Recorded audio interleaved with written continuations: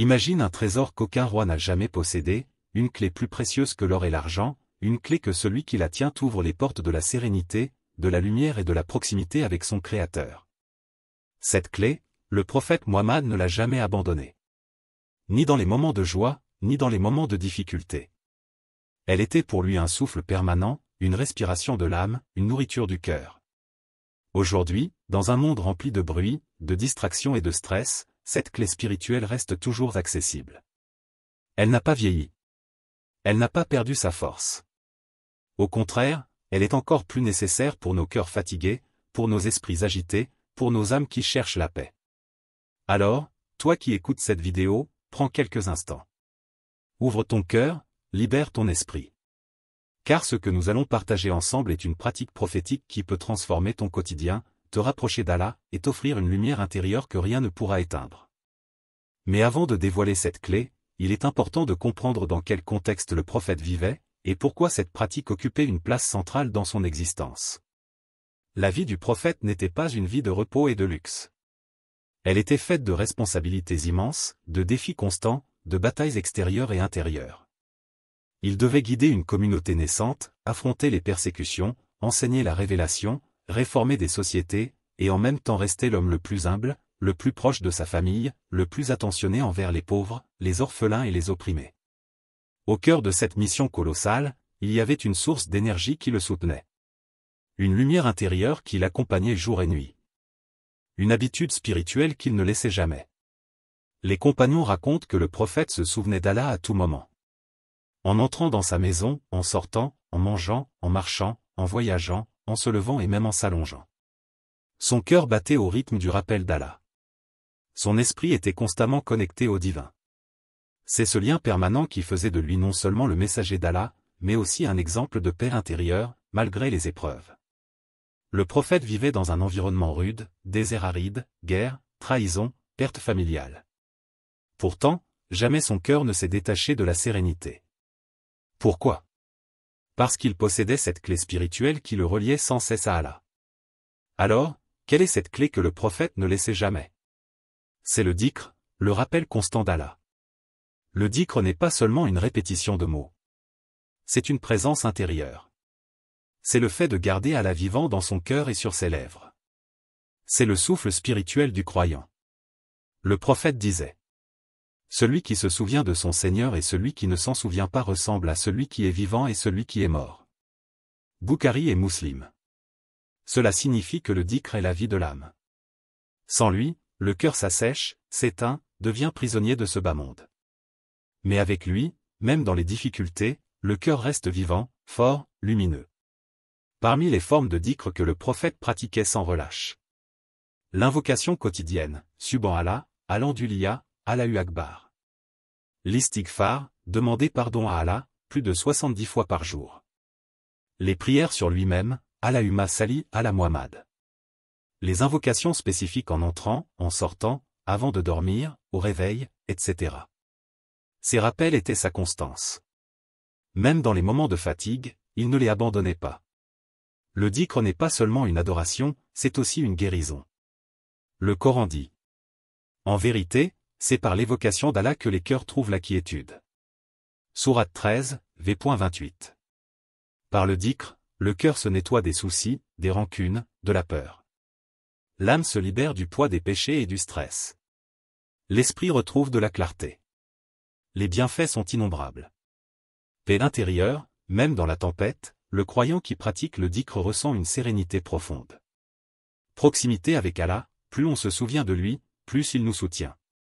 Protection contre le mal, le dhikr est une armure invisible contre le shaitan.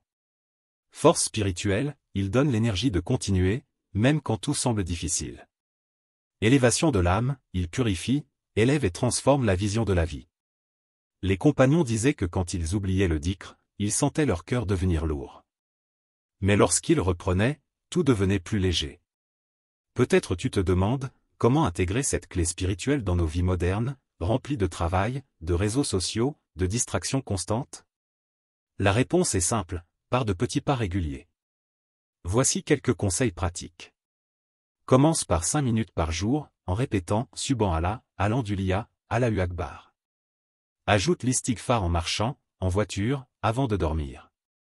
Mets une alarme discrète pour te rappeler d'invoquer Allah dans la journée. Éteins ton téléphone quelques instants et prends ce temps pour parler à Allah. Avant de commencer un travail, dis « Bismillah ». Avant de dormir, lis Ayat al-Kursi et répète « Subhanallah » 33 fois, Alhamdulillah 33 fois, et « Allahu Akbar » 34 fois, comme le prophète l'a enseigné à Fatima. Ces gestes simples transforment ton quotidien.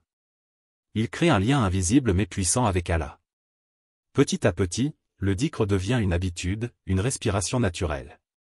Les compagnons du prophète racontaient souvent que leur maître ne cessait de se souvenir d'Allah. Même lorsqu'il marchait avec eux, il avait toujours une parole de rappel sur ses lèvres.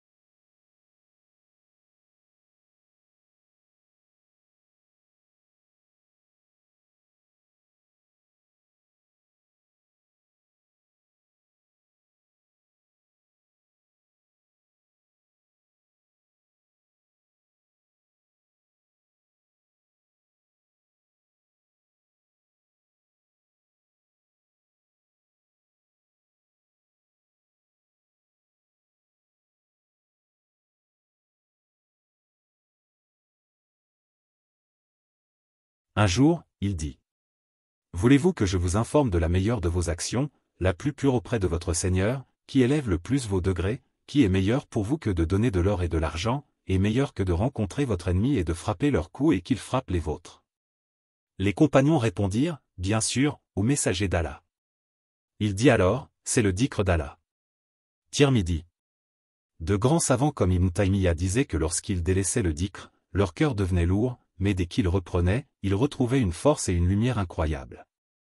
Allah n'abandonne jamais ses serviteurs qui se rappellent de lui. Dans le Coran, il dit : Souvenez-vous de moi, je me souviendrai de vous.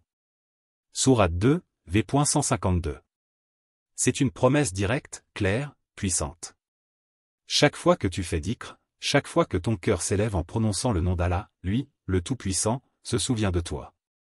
Imagine l'honneur incroyable que cela représente, le Seigneur des mondes se souvient de ton nom, de ta voix, de ton intention. Le prophète a aussi dit : Allah dit, je suis avec mon serviteur lorsqu'il m'évoque et que ses lèvres bougent par mon évocation. Bukhari et Muslim. Cela signifie que tu n'es jamais seul. Même dans tes nuits les plus sombres, même dans tes moments de solitude, lorsque tu fais dhikr, Allah est avec toi. Cette compagnie divine apaise la peur, guérit les blessures intérieures et donne un sens à chaque instant de la vie. Et plus encore, le dhikr ouvre les portes du paradis.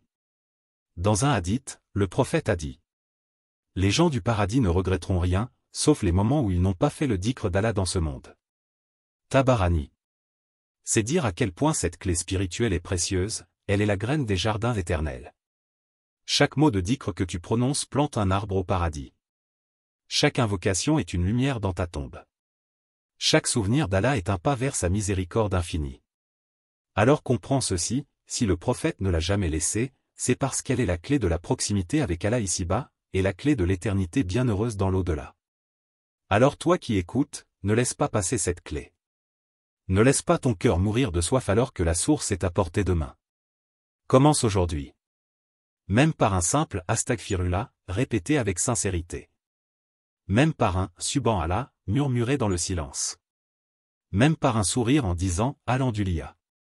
Le prophète n'a jamais délaissé le dhikr.